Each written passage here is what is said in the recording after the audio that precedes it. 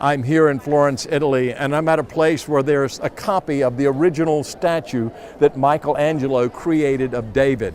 And it's such an incredible piece of artwork that Michelangelo created. And it's just an interesting thing when you think about it, because David, who lived thousands of years ago, a piece of artwork was created about him and his life.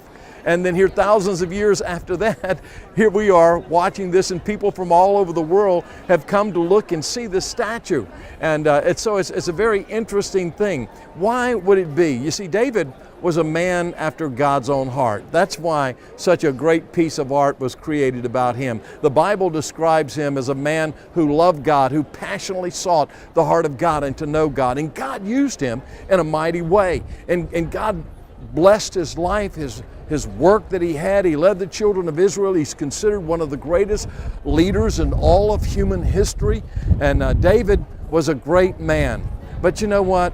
David, as great as he was, had a fatal flaw.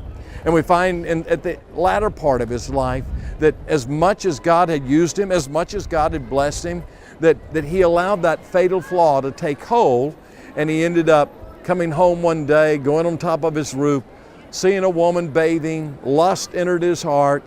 He ended up committing adultery and then murder, and then tried to cover it up. And all of these things happened to a man as great as him. And you have to ask the question about David, what happened to him? And I think it goes way back even before the lust was conceived in his heart.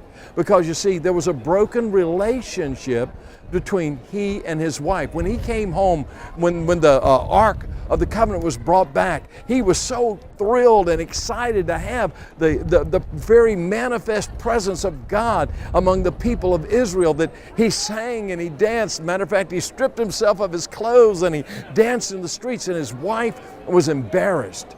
And she spoke out to his heart, and I think it just cut deep into his heart and told him that what he had done had been an embarrassment to all of Israel. And I think a root of bitterness grew up in David's heart, and there was this strained, broken relationship with his wife. And as a result of that, years later, what would happen is he would commit adultery.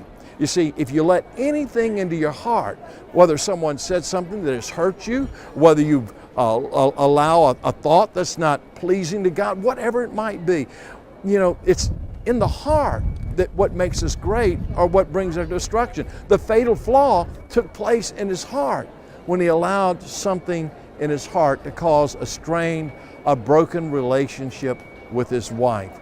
And that broken relationship ended up in being something that would be very, very tragic. So what I want to say to you today is simply this. Don't let anything into your heart, whether it's bitterness, whether someone said something hateful, someone's done something to you, don't let it take a root in your heart. It will become a fatal flaw in your life.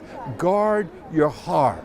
Guard your heart over your thoughts, over your feelings, and allow God to control them. And you will be victorious. You don't have to have a fatal flaw.